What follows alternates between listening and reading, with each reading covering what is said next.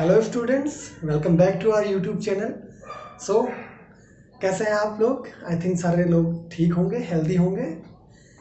आपके लिए AIIMS MSc का एग्ज़ाम के लिए आज एक स्पेशल वीडियो लेके आए हैं हम लोग, है ना। एम्स एमएससी का एग्ज़ाम है, आई थिंक 20 को है, तो उस एग्ज़ाम के रिगार्डिंग एक टॉपिक लेके आए हैं। आइए उसके ऊपर डिस्कशन करते हैं। सो शुरू करते हैं। टॉपिक है हमारा philosophy of education. Philosophy of education एक बहुत ही इंपॉर्टेंट टॉपिक है और एक हॉट टॉपिक है, ठीक है, क्योंकि इससे एम्स एमएससी या आप कहीं पे टीचिंग का एग्जाम दे रहे हो कोई सभी स्टेट का, इससे फिलॉसफी ऑफ एजुकेशन से आपको क्वेश्चन मिलेगा ही मिलेगा। और हम जनरली क्या करते हैं कि उन क्वेश्चंस को रट लेते हैं, ठीक है, रट लेते हैं। अगर वो रटे हुए में से आ गया तो ठीक, और नहीं आया तो या तो वो हमें नेगेटिव मार्किंग देके जाता है और या तो हम उसे छोड़ के आ जाते हैं। तो हम सोच रहे हैं कि जो फिलॉसफी ऑफ एजुकेशन है इसको थोड़ा समझा जाए कि आई थिंक में है क्या। पहले देखो कि फिलॉसफी ऑफ एजुकेशन है क्या।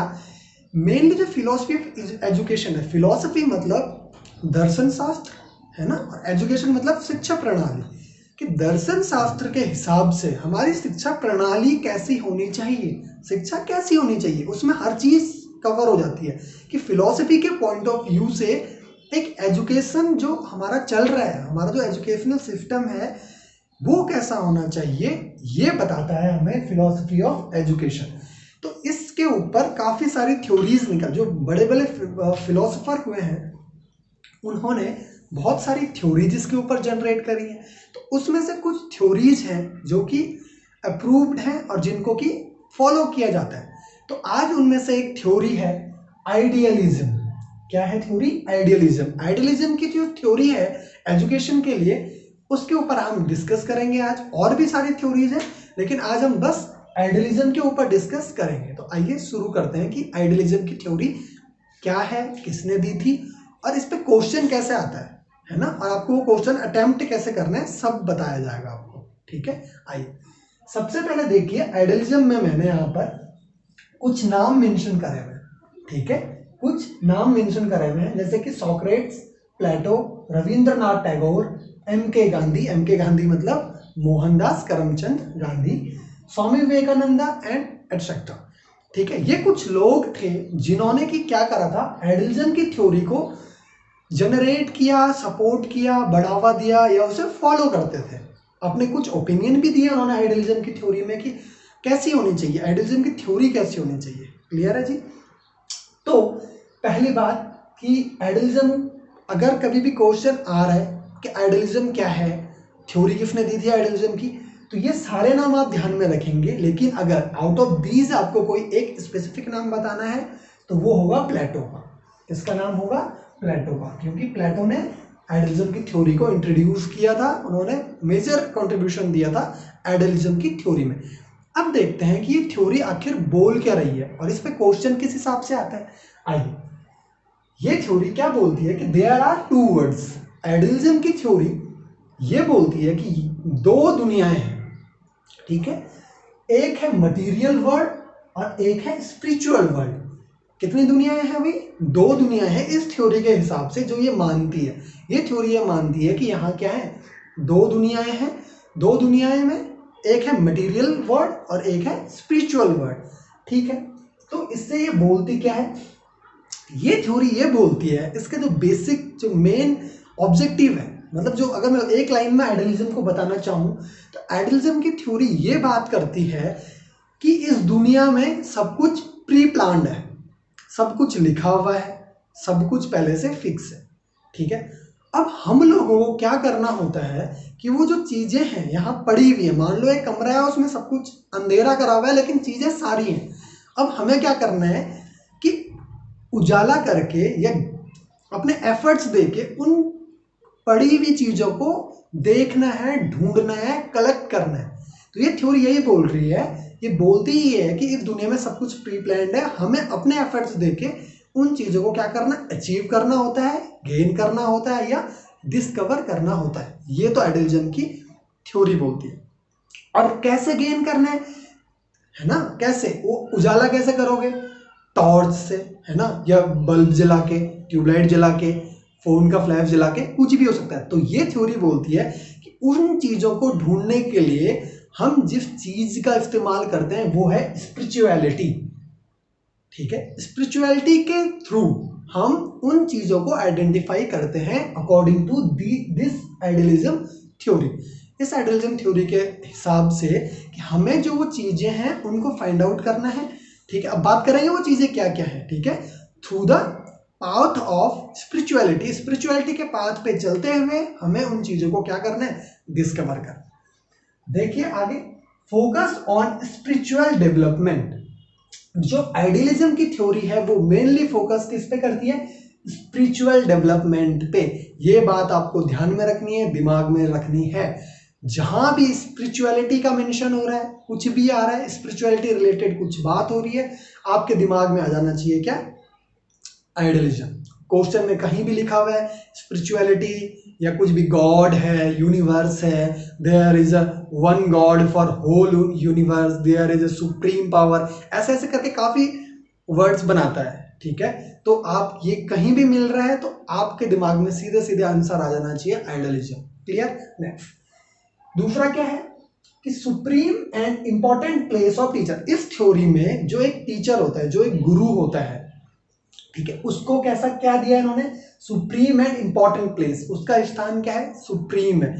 ये बोल रहा है, मतलब ये थ्योरी का अगर कंप्लीट बोले, देखो हमने चीजें ढूंढ ली किसके पाथ पे जाके, स्पिरिचुअलिटी के पाथ पे जाके। लेकिन इस थ्योरी ये क्या बोल रही है कि education is the base of spiritualism. ये थ्योरी और क्या बोलती है कि education is the base of spiritualism because it emphasise the mental capacities. कि आप स्पिरिचुअलिटी के पाथ पे चलोगे कैसे, उसका बेसिस क्या है, एजुकेशन। एजुकेशन को स्पिरिचुअलिटी का बेसिस बनाया। आपको वो चीज फाइंड आउट करनी है तो पाथ तो स्पिरिचुअलिटी का रहेगा, लेकिन उस पाथ का जो बेस है, मान लो वो कोई सड़क है, तो वो सड़क किस चीज से बनेगी, एजुकेशन से। क्योंकि एजुकेशन क्या करता है, एम्फसाइज या डेवलप करता है, एम्फसाइज करता है आपकी मेंटल कैपेसिटी को, दिमाग खोलता है आपका, है ना, अंधकार से प्रकाश की ओर ले जाता है आपको। तो ये एक लाइन याद रख लेना, अंधकार से प्रकाश की ओर बाय द एजुकेशन। और इस आइडियलिज्म में क्या है भाई कि इन्होंने टीचर को भी क्या किया है, सुप्रीम माना है, सुप्रीम माना है और इंपॉर्टेंट प्लेस दी है। तो मतलब बेसिकली जो हमारा एक मंत्र है हिंदू माइथोलॉजी में, है ना, या कबीरदास जी का दोहा भी है, गुरुर ब्रह्मा गुरुर विष्णु गुरुर वेद देवो महेश्वर गुरुर साक्षात पर ब्रह्म तस्मै नो गुरुवे नमः। तो वो जो चीज है वो आइडियलिज्म की थ्योरी से आई है ना। जैसे कि कबीरदास जी ने क्या कहा था, उन्होंने कहा था गुरु गोविंद दो खड़े काके लागो पाए, बलिहारी गुरु आपने गोविंद दियो बताए। कि आप गोविंद मतलब आप स्पिरिचुअलिटी को कैसे करोगे अटेन, कैसे अचीव करोगे, by the help of teachers, by the help of your गुरु। तो उन्होंने एक तो गुरु को और एजुकेशन को इसमें एक स्पेशल जगह दी है। नेक्स्ट क्या बोलती है, teacher and the curriculum are the centre of education, जो कि हमने बात कर दी कि जो एजुकेशन का सेंटर है वो करिकुलम और टीचर है। नेक्स्ट, ये बहुत इंपॉर्टेंट है नेक्स्ट वाला पॉइंट भाई, realisation of truth beauty and goodness which is सत्यम शिवम सुंदरम। ट्रूथ इज फॉर सत्यम, ब्यूटी इज शिवम एंड गुडनेस इज सुंदरम। हमें फाइंड आउट क्या करना है, जैसा अभी मैंने बोला था कि हम फाइंड आउट करेंगे by the help of spirituality, हम ये चीज क्या करेंगे, फाइंड आउट करेंगे। तो क्या चीज फाइंड आउट करनी है, ये तीन चीजें फाइंड आउट करनी है। ट्रूथ, आप कौन है, ब्यूटी, आपकी ब्यूटी क्या है, मतलब आपका पर्पस क्या है, मेनली आपका पर्पस क्या है, एम क्या है, आपका स्किल क्या है, सब कुछ ये इसके अंदर आ गया। And the goodness which is Sundaram, है ना, आपका अच्छाइयां क्या है, आप क्या कंट्रीब्यूट कर सकते हैं। तो इन तीन चीजों को फाइंड आउट करना है स्पिरिचुअलिटी के पाथ पे चलते हुए by the help of education. And education कौन देगा, टीचर देगा। तो ये पूरी थ्योरी का एसेंस है। ठीक है, जैसे कि यहाँ पे मैंने लिखा है the teacher as a gardener knows best as to how to care and develop a child like a plant.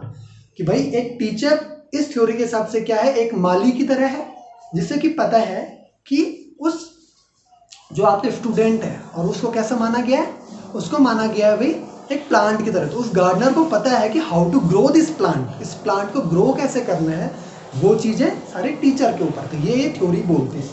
और चीज़ें क्या है देखो, they do not adopt any method of teaching specifically. Idealism जो चीज़ फॉलो करता है भाई, आइडियलिज्म जो चीज़ फॉलो करता है, जो भी आइडियलिज्म को फॉलो कर रहा है वो किसी एक परमानेंट, अगर मान लो कोई टीचर है तो मेथड होते हैं टीचिंग के, काफ़ी मेथड होते हैं टीचिंग के, काफ़ी सारे मेथड्स होते हैं। उनमें से जैसे कि मान लो कि वन वे कम्युनिकेशन है, डिस्कशन मेथड है, लेक्चर मेथड है, बहुत सारे मेथड होते हैं। तो कई बार क्या होता है कि किसी एक पर्टिकुलर आप स्पेसिफिक मेथड पे स्टिक होते हैं, लेकिन अगर आप आइडियलिज्म को फॉलो कर रहे हैं तो ये बोलते हैं कि आप किसी एक स्पेसिफिक उसको फॉलो नहीं करेंगे, आप अकॉर्डिंग टू सिचुएशन क्या करेंगे, मॉड्यूलेट करेंगे, मॉडिफाई करेंगे। अगर आपको लगता है कि डिस्कशन की जरूरत है तो आप अभी डिस्कशन मोड में चल रहे हैं, आपको लग रहा है कि ये वन वे कम्युनिकेशन की नीड है तो आप उसमें घुस जाइए। तो आप सारे जितने भी मेथड्स हैं, ये किसी स्पेसिफिक मेथड को फॉलो नहीं करता, इतना याद रखना। ये सारी चीज़ों को मिक्स करके और मिक्स कर दिया और फिर जब जिसकी नीड है उसको क्या करता है, यूज करता है। नेक्स्ट और लास्ट जो बात है आइडियलिज्म की, idealism advocates discipline at all cost.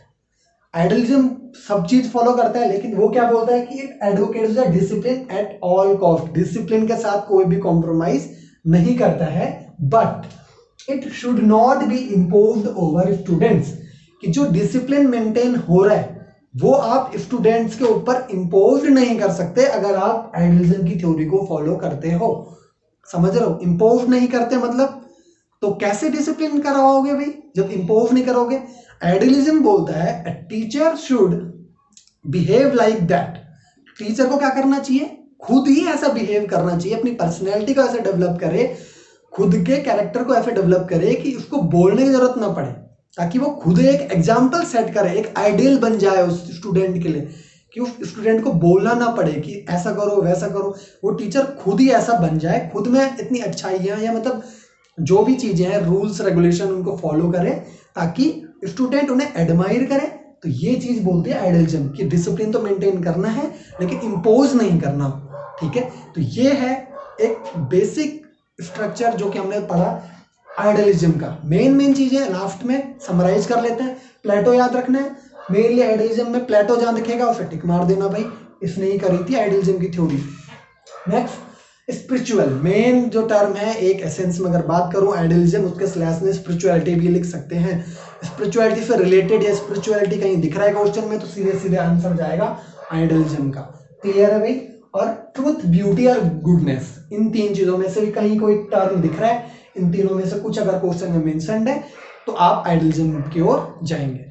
तो ये थी एक फिलॉसफी ऑफ एजुकेशन की एक थ्योरी आइडियलिज्म, ठीक है, जिसके बारे में हमने आज बात करी, डिस्कस करी। और भी थ्योरीज है, मॉडर्न थ्योरीज है, बहुत सारी थ्योरीज है।